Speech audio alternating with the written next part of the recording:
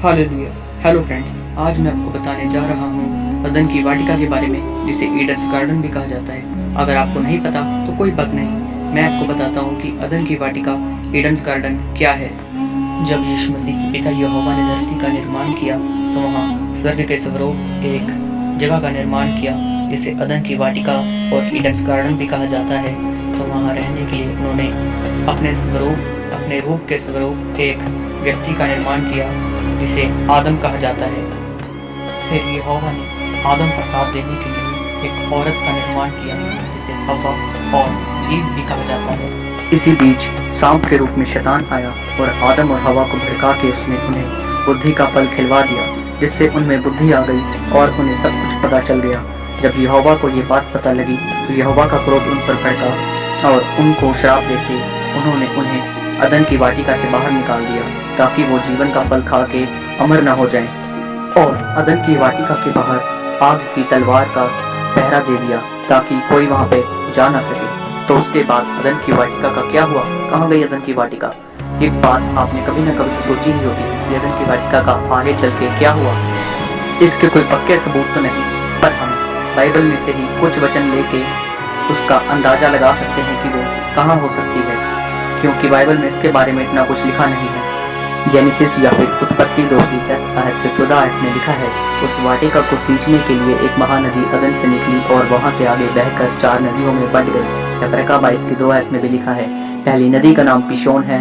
यह वही है जो हवीला नाम के सारे देश को, जहाँ सोना मिलता है, घेरे हुए है।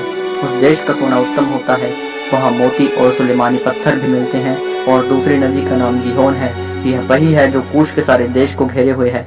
और तीसरी नदी का नाम हिद्देकेल है, यह वही है जो अश्शूर के पूर्व की ओर बहती है। और चौथी नदी का नाम फरात है। इस वचन से हिंट लेके हम अदन की वाटिका का पता लगा सकते हैं, क्योंकि जिन 4 नदियों का जिक्र किया है, पिशोन, गिहोन, हिद्देकेल और फरात, ऐसे ही 4 नदियां हमें ईरान इराक के पास दिखाई देती हैं। इसलिए कई लोगों का कहना है कि अदन की वाटिका वही है, पर कई लोगों का कहना है कि अदन की वाटिका कहीं और है। पर कई लोग कहते हैं कि अदन की वाटिका अफ्रीका में हो सकती है। हम बाइबल में से एक और हिंट ले सकते हैं, जैसे कि उत्पत्ति 3 की 24 आयत में लिखा है, इसलिए आदम को उसने निकाल दिया और जीवन के वृक्ष के मार्ग का पहरा देने के लिए अदन की वाटिका के पूर्व की ओर करूबों को और चारों ओर घूमने वाली अग्निमय तलवार को भी नियुक्त कर दिया। इसी आग की तलवार का हम हिंट लेंगे, क्योंकि ये आग की तलवार क्या है? हो सकता है इसी आग की तलवार में बहुत बड़ी पहेली छुपी हो, यह बहुत बड़ी हिंट हो।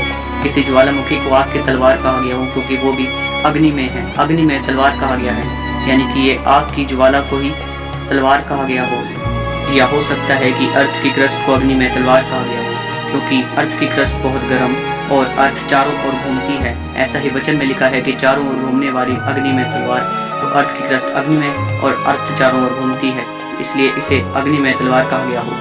या हो सकता है लोगों से बचाने के लिए यहोवा ने अदन की वाटिका को अपने पास ऊपर उठा लिया हो। या फिर इस गुत्थी को हम कभी नहीं सुलझा सकते, क्योंकि ईश्वर के कुछ ऐसे राज होते हैं जो इंसान कभी नहीं सुलझा सकता।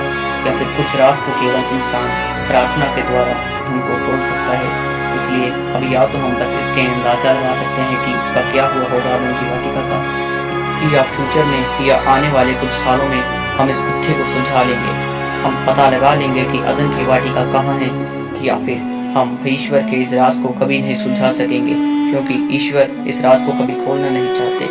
अगर आपको इस पूरी वीडियो में किसी भी थ्योरी, किसी भी हिंट से अगर आपको लगता है कि अदन की वाटिका वहाँ हो सकती है, तो कमेंट करके ज़रूर बताएं कि अदन की वाटिका कहाँ और क्या हो सकती है। पूरी वीडियो देखने के लिए थैंक यू। अगर आपको हमारी वीडियो पसंद आई हो तो हमारे thank you Jesus TV channel को सब्सक्राइब करें, लाइक करें, कमेंट करें और शेयर करें, ताकि आगे से आगे और भी लोग देख के हमारी वीडियो का आनंद उठा सकें।